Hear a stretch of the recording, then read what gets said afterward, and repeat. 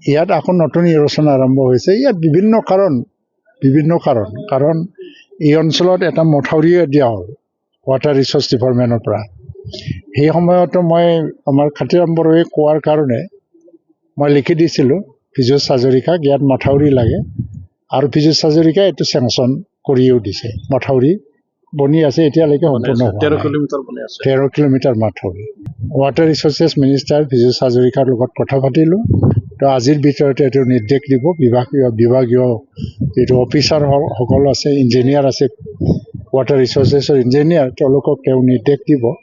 এতিয়া সোনকালে ইয়াৰ ব্যৱস্থা ল'বৰ কাৰণে তেওঁ মোক প্ৰতিশ্ৰুতি দিছে। 13 কিলোমিটাৰটো এতিয়া বনি আছে, এইটো নতুন নহয়, মথাউৰিটো হৈ আছে, আছে। এইটো একেবাৰে হলা পাৰৰ পৰা কদমতলা হলা পাৰৰ পৰা বড়োচোপালৈকে এইটো অলৰেডি হৈ গ'ল। যোৱা বছৰতে পীযুষ হাজৰিকা নিজে আহি পেলাই বনাই আছে এইটো।